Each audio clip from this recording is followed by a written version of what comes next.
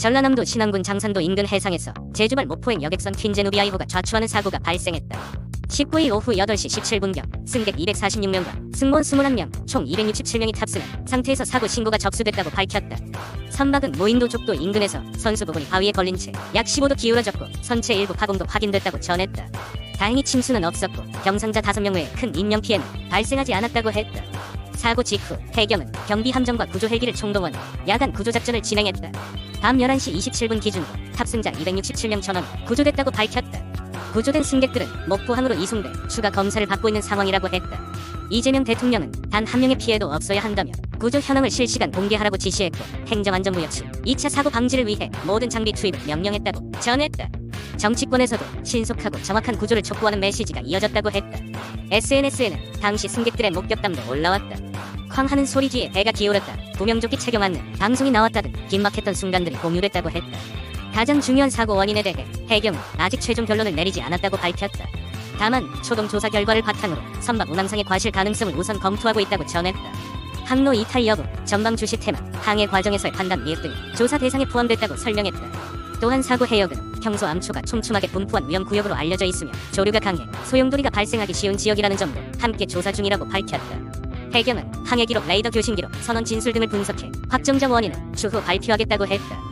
이번 사고는 모든 탑승자가 무사히 구조되며 큰 인명피해는 피했지만 여객선 안전관리와 항로, 점검체계 전반을 되돌아봐야 한다는 목소리가 커지고 있다고 했다. 여객선 사고, 운항자의 명백한 과실 가능성을 해경이 공식 발표했다. 19일 오후 제주항을 출발해 목포로 향하던 여객선 퀸제누비아이호가 전남 신안군 장산도 남방의 무인도, 족도 인근 해상에서 좌초했다. 탑승자는 승객 246명과 승무원 21명, 총 267명이었으며 인명피해는 없는 것으로 확인됐다. 특히 눈길을 끄는 부분은 1등 항해사의 진술 변화다. 그는 처음에 방향타 조작에 이상이 있었다고 진술했으나 이후 휴대전화를 보고 있었다는 내용으로 말을 바꿨다. 해경은 사고 발생부터 선체 및 항해 데이터를 종합적으로 분석 중이며 모든 가능성을 열어두고 조사 중이다라고 밝혔다. 현재까지 나온 결과로는 단순한 천재가 아닌 운항 중 조작 미흡 혹은 과실이 사고를 촉발했을 여지가 매우 높다는 판단이다. 해경 조사 결과 이 사고는 단순한 기계 고장이 아닌 명백한 인간의 부주의 사고로 드러났다. 사고 당시 1등 항해사 A씨는 수동으로 조타해야 할 협수로 구간에서 자동 항법 장치를 켜둔 채 자신은 휴대전화를 보고 있었다는 진술을 했다. 특히 A씨는 네이버 뉴스를 보고 있었다는 구체적 진술까지 했고 그 사이에 핵심적인 변침 시점을 완전히 놓친 것으로 해경은 보고 있다. 이 불찰로 인해 거친 협수로 구간에서 선박이 자동 항법에만 의존한 채 조향이 제대로 이루어지지 않았고 결국 무인도의 정면 돌진, 선체 절반이 암초 위에 걸린 대형 좌초 사고로 이어졌다. 해경은 이런 운항 부주의가 단순 실수가 아니라 중과실치상 혐의에 해당할 가능성이 크다고 보고 1등 항해사와 조타수 등을 긴급 체포했다. 현재 해경은 그가 사용한 휴대전화에 대해 디지털 포렌식을 진행 중이며 통화 내역 사용 시간, 앱 사용 패턴 등을 정밀 분석해 진술의 신빙성과 책임 소재를 가리려 하고 있다. 결국 이번 사고는 주의 태만과 안전 규정의 심각한 위반이 합쳐진 인재일 가능성이 매우 높다는 것이 해경의 공식 판단이다. 60대 운전자가 몰던 1톤 화물트럭이 시장 내부 골목에서 후진하다가 급가속으로 돌진했다. 이 사고로 2명이 사망했고 19명이 중경상을 입었다. 사고 직전 트럭은 주차 공간을 확보하기 위해 약 1에서 2m 후진한 뒤 곧바로 약 130m가량 직진해 여러 상점 진열대를 들이받았다. 운전자 A씨는 해당 시장에서 약 15년간 생선 가게를 운영해온 상인이었다. 경찰 조사 결과 A씨는 뇌혈관 질환인 모야모야병을 앓고 있으며 약물을 복용 중이라고 밝혔다.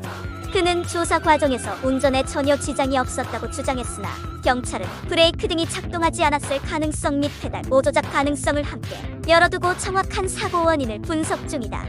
목격자들은 트럭이 잠깐 멈춘 듯 하더니 순식간에 앞으로 돌진했다. 시장 안이 비명과 함께 아수라장이 됐다라고 전했다. 일부 상인들은 37년 장사해오면서 이런 사고는 처음이다라며 충격을 내비쳤다. 이번 사고는 다중이용시설인 시장 내부로 대형 운송 차량이 진입하는 것의 위험성과 질병을 앓고 있는 운전자의 운전 적합성 문제가 동시에 제기된다는 점에서 사회적 관심이 집중되고 있다. 한강버스가 또다시 사고를 냈다. 지난 11월 15일 오후 8시 25분경 서울 송파구 잠실선 착장 인근 약 100m 지점에서 버스형 수상교통수단 한강버스가 강바닥에 걸려 멈췄다. 탑승하고 있던 82명의 승객 모두 구조됨으로써 다행히 인명피해는 없었지만 강 위에서 1시간 이상 불안한 시간대를 보내야 했다. 사고 직후 조사 결과 서울시는 직접 원인을 항로 이탈로 인한 저수심 구간 진입을 지목했다. 또한 간접 원인으로는 해당 구간의 항로 표시 등의 밝기가 부족했다는 점이 꼽혔다. 이번 사고로 인해 운항 노선도 즉각 영향을 받았다. 압구정 옥수뚝섬 잠실 구간은 점검 완료 시까지 운항을 중단하고 마곡 망원 여의도 구간만 한정 운행키로 했다. 이런 반복된 사고에 대해 정치권에서도 강한 비판이 나왔다. 여당 측은 이번 사태를 두고 시민 안전보다 보여주기 행정이 앞섰다고 주장하며 운항 전면 중단을 요구했다. 많은 기대를 모았던 한강버스 사업이지만 이번 사고는 수상 대중교통이 갖는 안전 리스크를 적나라하게 드러냈다. 수심이 깊지 않고 항로 표시 등이 불충분한 구역에서 운항하는 것은 유리한 조건이 아니었음에도 운항이 지속됐다는 점에서 안전 우선 원칙이 다시금 강조돼야 할 대목이다.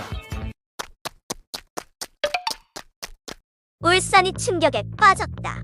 지난 11월 6일 울산 남구 한국동서발전 울산화력발전소에서 높이 63m 규모의 보일러 타워가 해체 작업 도중 그대로 붕괴했다. 현장에는 작업자 9명이 있었고 이 중 2명만 가까스로 탈출했다.